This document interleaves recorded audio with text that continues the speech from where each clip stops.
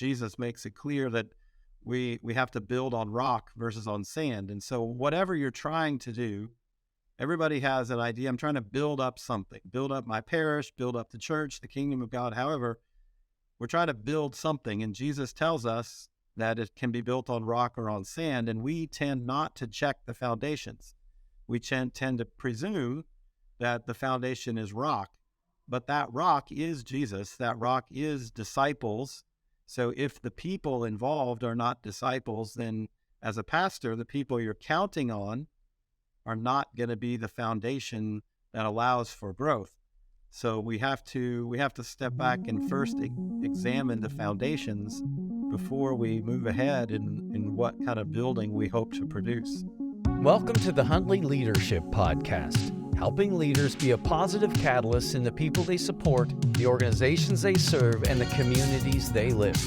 This podcast will make you think, laugh, and grit your teeth with new determination to make your parish or business a place of transformation, passion, and purpose. If you're still breathing, you are powered for impact. Welcome back to the Huntley Leadership Podcast. My name is Ron Huntley, and I am your host. I'm excited to be with you today as we dive deeper into the whole concept of strategic thinking and how we bring that to solving problems, how we use that to grow and impact the kingdom of God. I'd encourage you to head over to the website, check out our blogs. We have a new blog section there. I'm excited about that, just to provide more support as you wrestle with issues of leadership in the work that you do. Today, I'm blessed to have Bishop Erik Pohlmeier with me. Bishop Erik is from the St. Augustine Diocese in the United States. Bishop Erik, welcome to the show. Thank you. Yeah, glad to be with you today.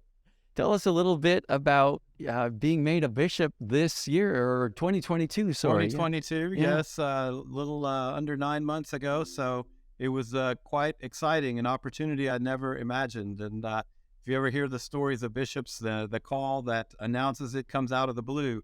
The Pope's representative in the United States calls with no warning, and in a matter of seconds says, well, the Holy Father wishes you to be the bishop of a particular place, and you hang up and know that your life is forever changed. I think it was probably the only time in my life I had to remind myself to breathe again after the conversation ended. And then it turns into a whirlwind that I hope will end at some point, but hasn't quite yet. That's true. You become a priest, you discern, you go to the seminary, you're discerning the entire time you're in seminary. There's all kinds of phases. But boy, when you become a bishop, it's like right out of the blue. I never thought of that. There's no discernment. There's no preparation. It just, bam, there it is, and off you go. I would say there's plenty of discernment. You're just not part of it. That's true. Yes. Yeah. That's well, right. that's wonderful. Part of what makes me say yes is trusting the discernment that was going on ahead of time. Yeah, it wasn't your idea. That's beautiful. Well, congratulations. And I'm really excited. We'd touched base. We connected because one of our team members came across the document that you created when you were still a pastor at another diocese. Is that correct? And tell me a little bit about that. She was just so impressed because she too has a strategic mind, and she just thought, oh my gosh, we've got to meet this bishop. His strategic approach to problem solving and creating vision was really inspiring. Well, I was glad you reached out, and glad that somebody's new coming across that document, because it wasn't a joy to work on it. So I'm a priest of the Diocese of Little Rock, which is the whole state of Arkansas. Neat. Arkansas is one of those not very Catholic states, so the whole state is spread out with small pockets of Catholics around, and I was a pastor there, priest for 24 years before becoming a bishop.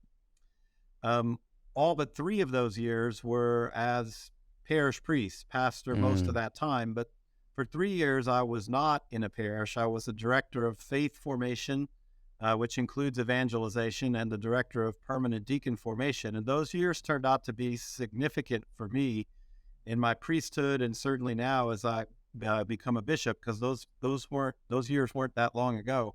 Yeah. So as a priest, I felt frustration at feeling like things I was doing weren't reaching people deeply enough, that there were a lot of people that were nominally connected to their faith, and I didn't question so much their sincerity, but just for some reason that a deeper awakening to the riches of their faith wasn't there, that there was some kind of spark that they had that brought them to come to the church, but in a minimal kind of way. And so there's that constant longing of a pastor to connect with people more fully.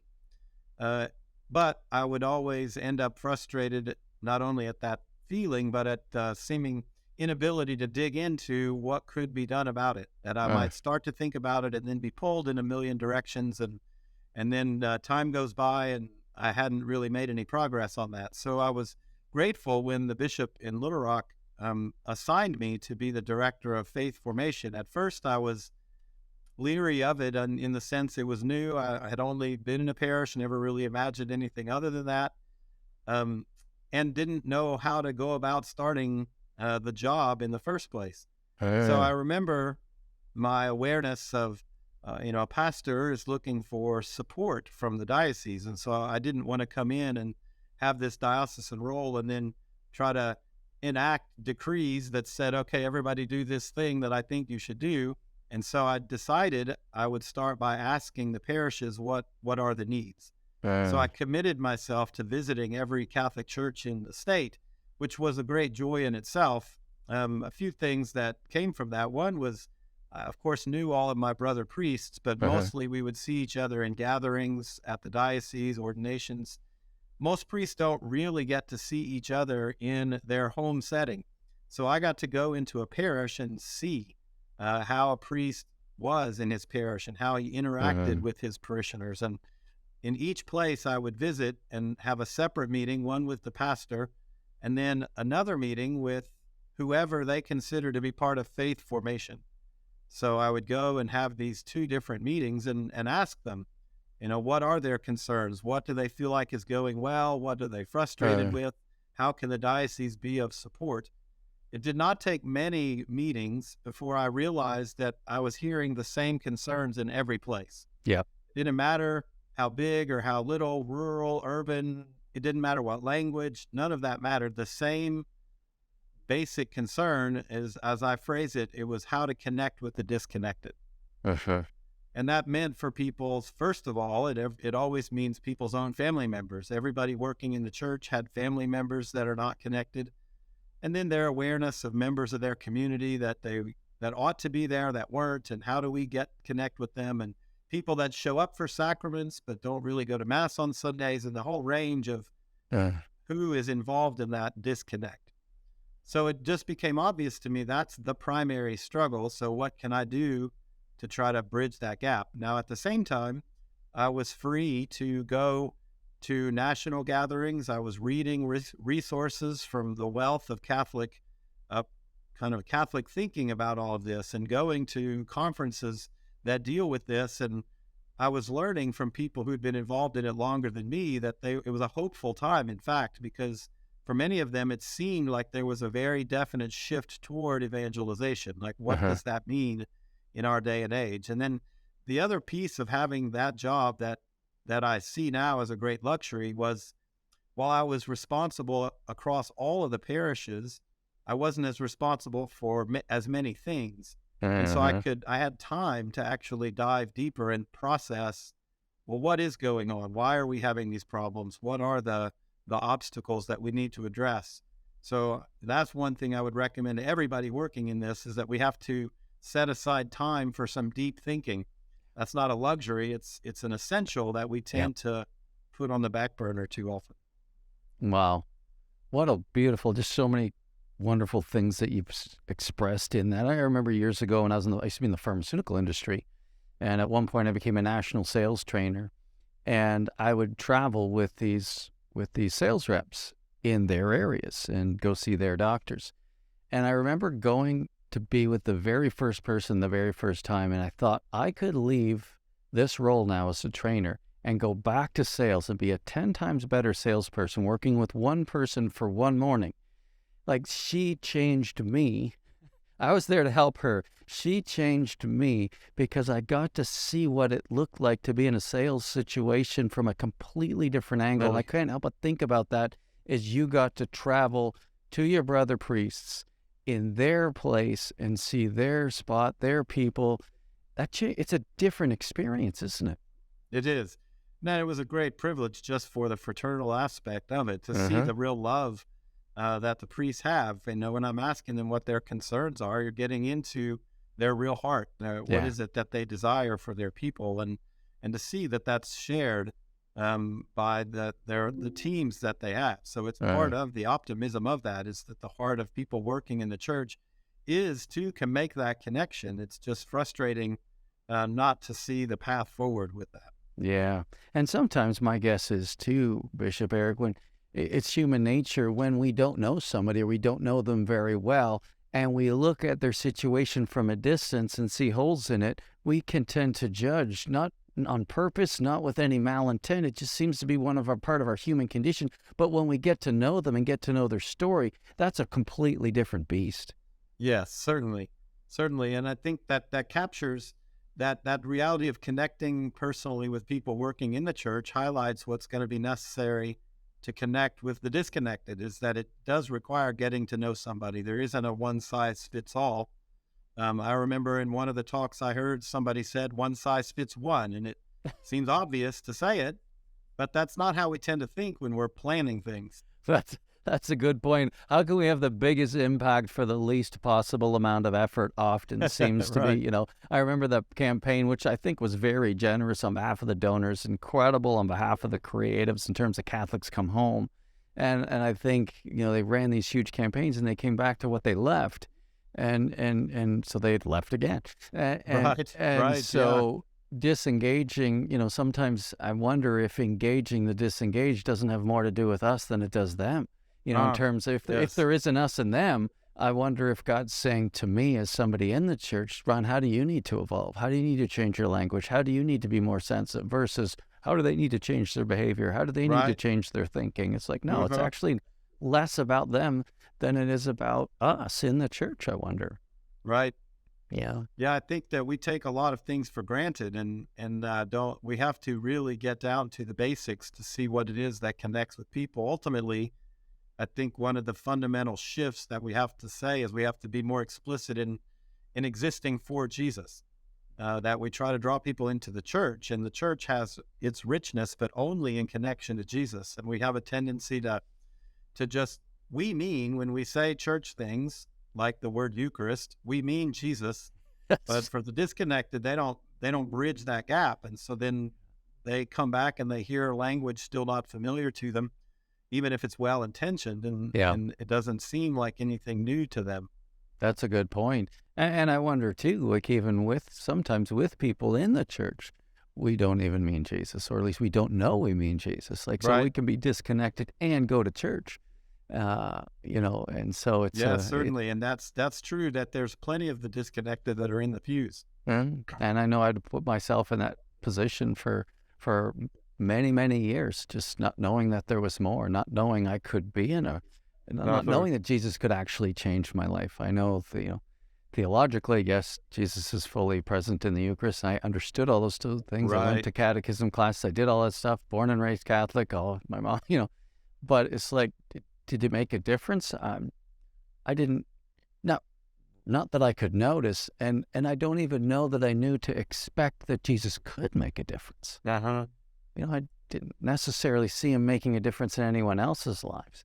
Yes, or at least that was my experience. I'm not saying that was true, but that was my experience. That's shared by a lot of people. But then ultimately, if we're going to talk about strategy in the life of the church, the only strategy that has ever worked is individuals sharing their life with Jesus with other individuals. No other strategy has ever worked in all of history. So let's talk a little bit more, because I loved your talk, because it really did. The whole starting point was encountering Christ, like getting to know Jesus. And so tell me a little bit about that process, because it was funny before we started recording, I was talking about, what was it like to be on that team that created that document? You're like, I was the team. It's like, holy smokes. So with that context in mind, tell me a little bit what that was like putting that together. Well, so you mentioned that document, so a little background on that then is, so as I was visiting the parishes and then going to the national conferences and having time to organize my thoughts, then I needed to start writing down what that was, and I wanted to try to give something that to parishes that could help them go through their own processes.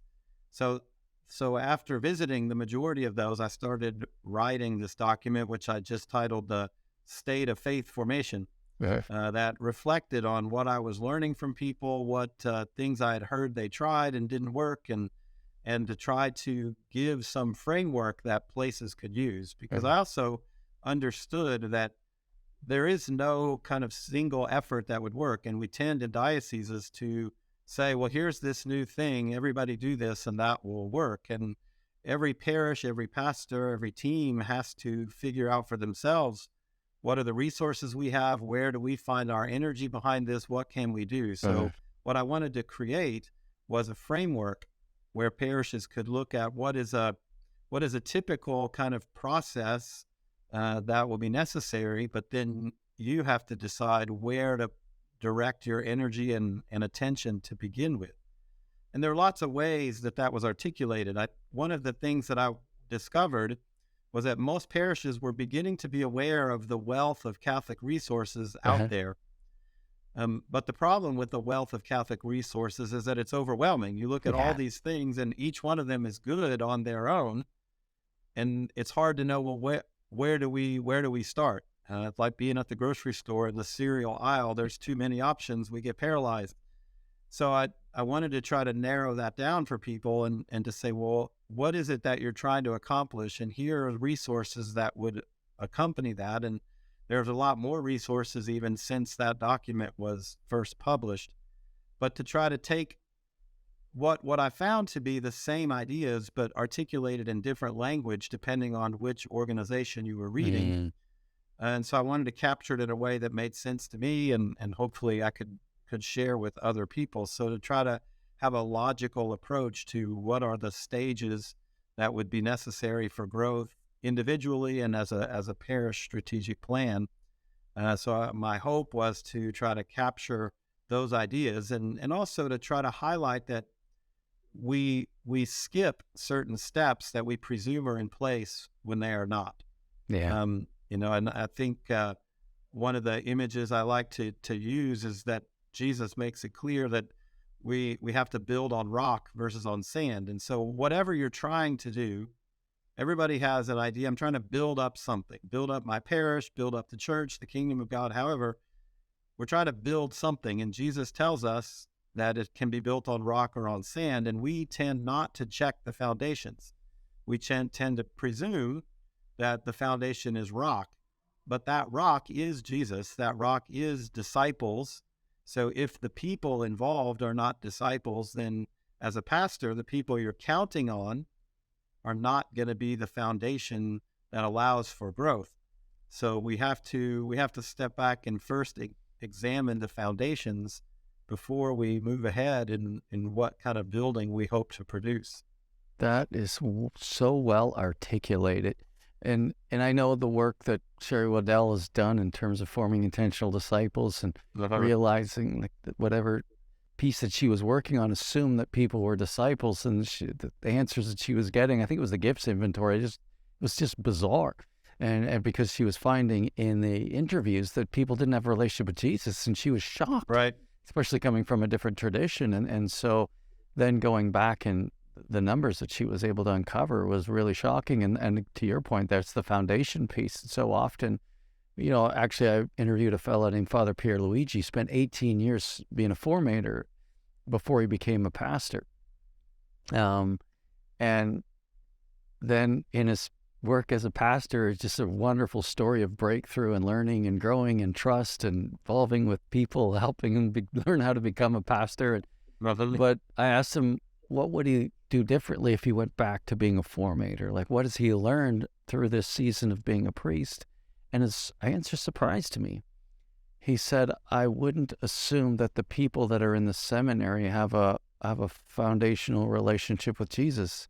And as formators, we assumed that. But now that I've been a pastor, I realized we've made all kinds of assumptions for these young men that wasn't fair. And then they would find themselves in situations where they would be letting people down or disappointing them, but it's because of the assumptions that we were making as formators. And I just thought, wow, I didn't imagine, but why would it not be just as true there as it would be in any parish, right? Well, and I find that when we talk about that need to be disciples, I find it's less that people are not disciples. It's that they have never had to articulate it. So they've experienced Jesus in some way. Right. And there's a spark that's there, and it's real, it's authentic, but we don't articulate it. And that's part of what formation should be, is that you have to dig in enough to be able to articulate what your faith really is. Because I find people have it. Me too. But they don't know how to articulate it, and so it doesn't become attractive. Right. Because I would have people come up to me when I would visit parishes for masses, especially on the weekends, and they would tell me about their children that don't go to church anymore. And so I would ask them, well, have you shared your faith with them? And the answer I got almost universally was, well, I tell them they should go to church. So I had to start, and it was interesting because during those 3 years, since I didn't have a parish, I was called on to substitute for priests frequently. So I was in different parishes all the time, and I ended up basically giving the same homily every week in a different location. And it revolved around that question of being a disciple. I remember in some of the materials I was using to focus on the kerygma, there was a question of, well, what difference has Jesus made in your life? And so I would build a homily around that question, and you can see people, they're not ready with an answer to that. Catholics who would say it's true aren't ready to explain exactly how that's true. But then I also realized that because they weren't sharing that with other people, before they ever share it with some stranger they meet, they have to share with the people closest to them already. Amen. So I started asking that question in the context of a homily, and then I would follow it up with a question that said, so now, if you are a parent, do your children know your answer to that question? And then you would see people kind of stiffen up in the pew because they would see at the same time that no, but they should. And I knew it worked when people would walk out after Mass and say, okay, Father, I'm going to go call my kids. And so they started to realize that it's a different step. So I think it's there with people, but part of our formation of our staffs and our volunteers and all of that is to guide them to articulating it, because in putting it into words, they find it deepening in their own life. Oh, you're absolutely killing me. That is so true, so beautiful. And that is my experience as well. May I ask you, and feel free to say pass, we'll leave that for another podcast or what have you, but at what point in your life did you feel closest to Christ, or did your relationship with Jesus actually change your trajectory? Not necessarily your vocation story, right, but your encounter with Jesus. Now, they go together in my case, so sure. I've certainly reflected on this a lot, and I want to, another resource that I'll use to kind of comment on this, Pope Francis, in writing Evangelii Gaudium, he talks about the possibility of newness in evangelization, and he has this beautiful quote, I think it's in paragraph 11, where he talks about new ways of speaking about the faith, new meaning for our society, and all this newness he attaches to what he describes the original freshness of the gospel. And I believe that's the moment where the power of the gospel becomes personal. You take ownership of it, you have an awakening to it. And so everybody has that moment. And for some people, it's a dramatic shift in behavior, a conversion of realizing the way I'm living is no good and I'm going to change everything. And that's dramatic and it's powerful. But for other people, it's less dramatic, but it's not that much less significant. Amen. And in my own life, I grew up in a very Catholic environment. My family very involved in the church, and I never had an issue with that. But that also meant that I never took real ownership of it. Right. So I lacked the maturity to say, this is mine. And then when I went to college, there was a small step in that now I had to choose to go to Mass on my own and nobody telling me to, and I did. And again, it wasn't even a big decision, but it didn't change much. But then I had this moment of awakening that I would just say was really a discovery of the power of conversion in the present day. Without realizing it, I had just kind of presumed that the work of conversion and miracles and the work of Jesus was something that was real, but it happened a long time ago. Right.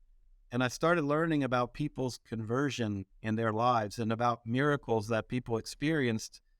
And I realized the power of the gospel is happening today. How did you start learning that? Like, where did that come from? Reading, as I was going to conferences, and my family again was involved in the Yeah, church. your dad So was a deacon, wasn't he? I was hearing people talk about it, and my grandmother was always trying to get me to read things because she was that Catholic that read every Catholic thing that came in the mail. And so I started reading more about these stories, and it just this moment of awakening that this is happening now. And so that would be my original freshness. Now, it didn't change my behavior much. I went to Mass before that, and I went after that, but it caused a shift in the way I looked at it. And I would say probably the biggest change was in how I prayed. I started to make prayer a priority. And it was in college. And so like many people, I would pray. Somebody gave me the 15 prayers of St. Bridget. So these prayers that you say every day for a year. And I was of the kind of personality that if I was going to start, I was going to finish. So I was committed to doing it. But in college, the end of the day can be any early AM hour that you might imagine. And I started to realize that wasn't working so well. And so I started to look ahead and say, well, I know if I'm going to be up too late tonight, I'm not going to want to do it then. So I'll do it at lunchtime. So just started organizing my prayer around my day, around my prayer instead of just at the end. Wow. And so it just opened the door for God then to kind of bring more explicitly that cultivation that had been done by people in my life up to then. That is so beautiful. It's fun hearing you talk about your family and their faithfulness and just almost like the incubator of Catholic. It's just so beautiful. And your grandmother, she read everything that was Catholic, trying to get you to read. And it sounded like her promptings worked because you started eventually, yes. Yeah. And that really opened you up to something new. Praise. That's just so beautiful. And that's all it takes, isn't it? But the shift began when, if I hear you correctly, Bishop Erik, as the shift began through the reading, this revelation, and then you started to integrate order into your life, to prioritize Jesus, to prioritize your intimacy with God. Yes. And that was like the jet fuel probably for everything that came after. It did. And, I finished that year of saying those prayers, and now I had this time in my life of prayer. And so I thought, I need something else. And so I got one of those Bibles that was laid out to read the Bible in a year. So the second year I did that. So 2 years of having that become stable in my life, that opened the door for God to speak in my life and in my vocation. But then it also established a habit of prayer that's just grown as formation came through the seminary. And I think, going back to the phrase of Pope Francis, the original freshness of the gospel, I think part of what's so important about that is that when we awaken to God, that it does not mean that that's the moment that God started calling us. Amen. He was always calling us all along, but it was never penetrating our hearts. So that means that whatever that original freshness was, that was the thing that got our attention.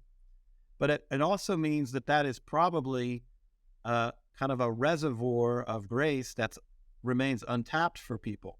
You don't articulate what that original freshness was. Probably there's some work of God in your life that could benefit you today. And that's where I think the newness that Pope Francis talks about, that you experience it, but then becoming aware of it, it allows that voice of God that spoke in your heart at a time in the past to give you the perspective on the present moment. So I used this in a talk one time, and at the end of it, a woman came up and she said, I realized that my original freshness was this tree branch in my yard, that there was some turmoil in my family. And when things got to be too difficult in my house, I would go outside and climb this tree, and that's where I found peace. And now I realize that was God kind of protecting me in that difficult moment. She said, I need a lower tree branch than I did then, but I need to find my tree branch back. That's so beautiful. That's a nice anchor, eh? Yeah, that's so beautiful. That's one of the things when I coach priests sometimes in groups, one of the very first questions I ask them is their encounter story. The video's all about that. Because if their vision comes out of their encounter story, or that freshness that you're talking about, that newness, then it reignites and it re-inspires these pastors. But it's so funny because most of them will say, nobody's ever asked me. And so wouldn't it be cool if we all did what you're doing in terms of, Right. hey, let's make that normal, that if you're a part of this parish, then somebody's going to ask you, hey, tell me about your encounter story. When did things get fresh? When did things get new? When did you realize something beautiful was happening and it changed your trajectory? And if we can, all of us in a parish, begin to expect to ask those questions. Like, I love going to conferences and to be able to say, if we were sitting at a table, oh gosh, you got to listen to Bishop Erik's story about his, hey, Bishop Erik, share your story. And when I'm at a table, because I ask people that, I know their stories. And so I get them sharing them over and over and over and over again till it becomes normal.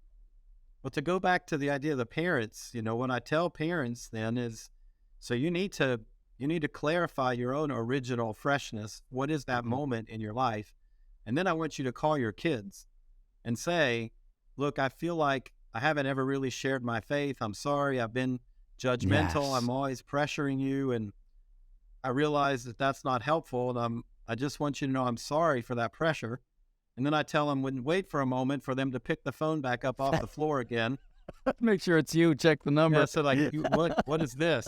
And then say, I really want to share with you, like, why this is important to me. Because I think, parents think that their kids don't want to hear that. But what kids don't want to hear is judgment and bossing them around. But we never reach a point where we don't care about what's going on in our parents' life and heart.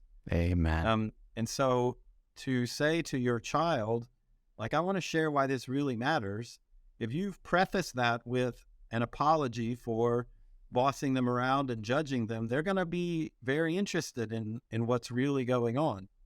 And then to go to Sherry Waddell, as you mentioned, I think her great critique is that we don't appreciate the delicacy of those early thresholds. Right. So we have to share what's going on in us and then give less than we would want and let them kind of soak it in and drive the next questions about, tell me more about that. But if we approach it with people that way, the people closest to us, they're going to want to know, especially children, because that, as a priest, I can tell you from hearing confessions, people never reach the point where they don't care what their parents think. Amen. And so to bring that conversation into the life of faith more explicitly about what difference Jesus has made in my life, I think that would go a long, long way to evangelizing in today's world. That's absolute gold. You Bishop, you said the whole idea of, being a pastor for as long as you were, the bishop inviting you to take a role of the diocese, it allowed you the time to refocus and to go back and have conversations. If after those 3 years you were invited to take a parish again, how would you be different? How would you have been different? Yeah, I was, in fact. So after those 3 years, I was back into a parish for a couple more years before becoming a bishop. So I did have the opportunity to try to work on that. And I would say that the first thing I would recommend is that we have to commit to going slow, first of all. Because we have to help the people that we're counting. A pastor is counting on a lot of people. He can't do all of it himself. So he needs to invest in helping those people be the foundation, which is a disciple. And people don't just jump right to being a disciple. I think that you can be a disciple in the sense of the personal commitment to Jesus, but to be a worker in the church, a missionary disciple, as we say, that takes formation to be able to share what is in me, to be able to give a reason for the hope that is in me. That's not a simple conversation. So we have to be more aware personally, and most of us don't have that self-awareness. Then we have to share it in a lot of different contexts, because how you share your original freshness is very different if you're sitting down over coffee with a friend than it is if you're, standing at the cash register at Starbucks. So those are both contexts where we should do that, but we have to practice how to do that, and the practicing of that conversation takes time. So as a pastor, I think the approach, so I was there for 2 years, and I feel like I was still in the foundation building mode, right, of making it the norm that the people I was counting on, the people who are trying to carry on ministries, get into the habit of identifying their own version, their own story of faith, and sharing that with people in different settings. So we were starting to build that up, and before launching into any larger effort, I felt like it took a critical mass of people capable of really articulating that. So another example I would use with parishes would be to highlight the importance of this time and the need for formation. So say you had a diocese where you had so few priests, you were going to have to close a bunch of parishes, and obviously that is happening. Yes. But then right as you were about to, 20 young men came forward and said, "No, we'll be priests." Well, you would celebrate that and you would be thrilled, but you would not say, "Okay, we'll go in that parish now because we don't want to close it." You would say, "That's great, but you still need your 8 years of formation. Right. We don't want you in that parish until you've had your formation." So we would still go ahead and close those parishes while we did the work of forming those young men to be priests. So I think that's true in general, that formation takes time, and we shortcut that time to our own detriment. It doesn't get us there faster. It prevents really the building higher that comes with that foundational rock.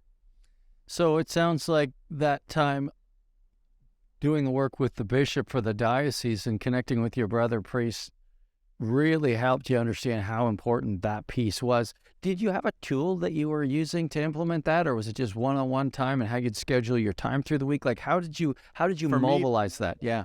Yeah. So I think then I try to point people toward resources, and help them be strategic. So I mentioned there's so many great resources, and a lot of parishes were using them. And so I would ask people, "Well, why did you use that?" And the answer was, well, whoever made the decision came across it and thought that was good. So there was never a strategic reason for using it. And that's no criticism of what they were using, but they weren't matching the resource to what they felt the need was. Right. Because they just looked at this need as this kind of massive thing. So let's get started. Chip away at it. Instead of saying, well, where should we really employ our resources first? So in the building up of disciples, I would say there's a couple of things that have to happen. One is the whole notion of the kerygma and helping people be able to articulate that. And so there's various kerygma retreats and resources out there for getting people to articulate that. What did you use? So I used a lot of materials from the Diocese of Green Bay. So a lot of what I had in Little Rock, I had gotten. There's a woman, Julianne Stans, there that I met at some of these conferences, and she had done a lot of work in developing resources that really resonated with me. And so we would use those, and the Kerygma retreat that she had developed, I would use. And then eventually the Siena Institute with Sherry Waddell, they created their Ananias training. So they started with the called and gifted charism work. But what I felt like was missing from a lot of national resources was the training in one-on-one. And the training that was there tended to focus on the more long over coffee conversations, which are great and they're needed. But the evangelization conversation usually is quick and out, and not with somebody that wants to hear much. It's about those thresholds that if somebody's curious and you give them more than they want, then you put out that spark. You don't nurture that spark. So the training in how to have the quick and out conversation. So imagining the disciple who is on the soccer sidelines with another school parent who doesn't go to church on Sunday, and they're both getting ready for First Communion.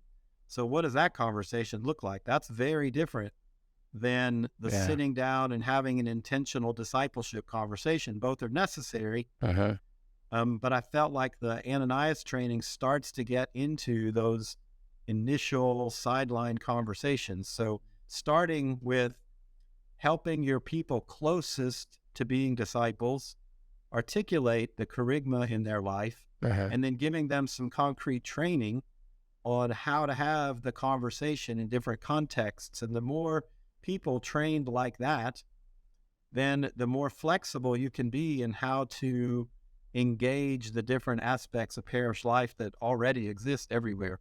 Right. That's neat. Oh, that's cool. It's wonderful.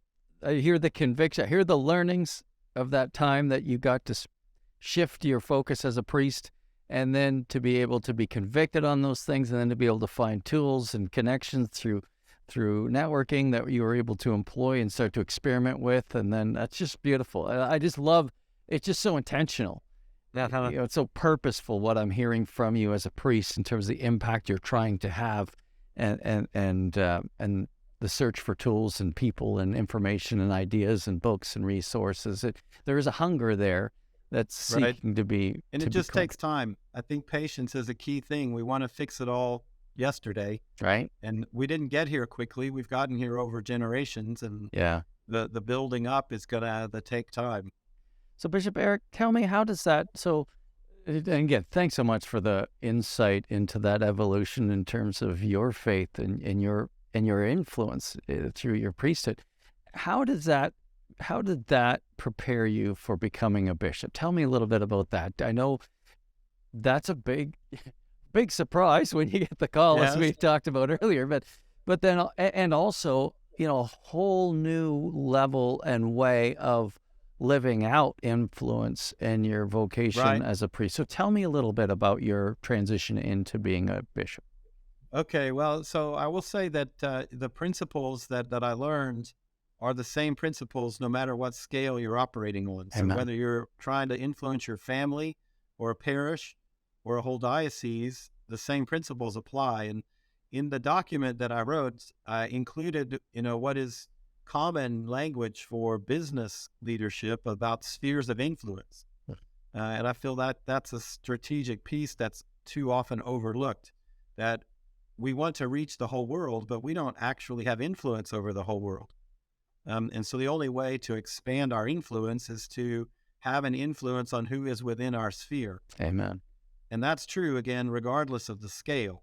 Yeah. So becoming a bishop versus being a pastor doesn't change that.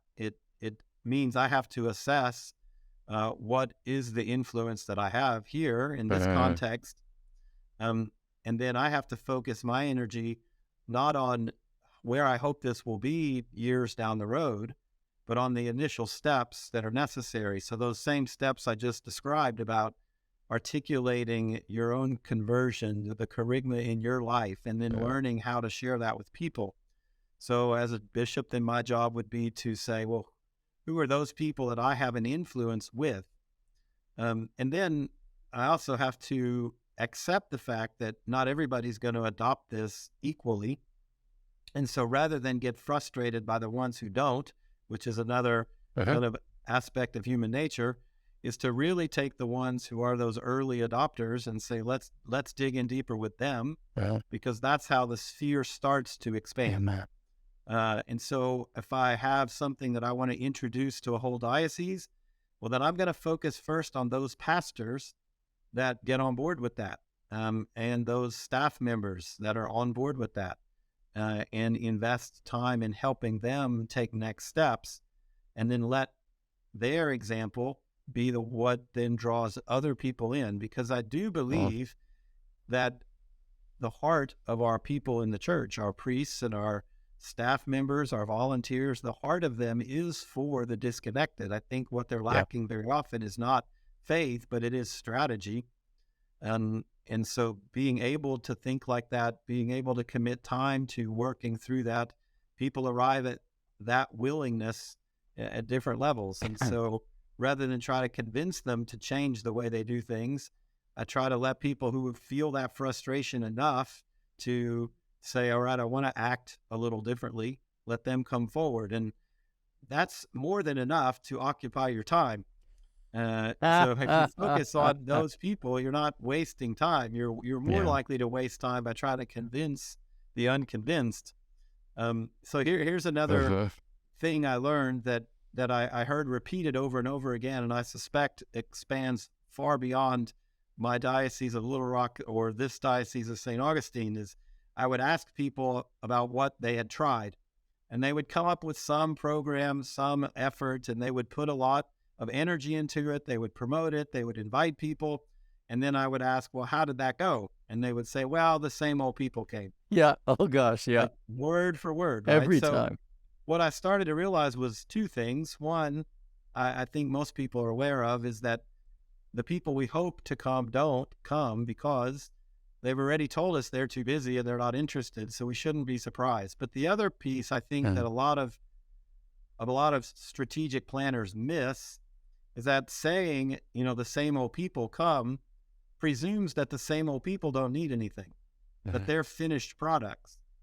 Well, the reason the same old people come is because they have a hunger to continue growing, and they need guidance on how to grow.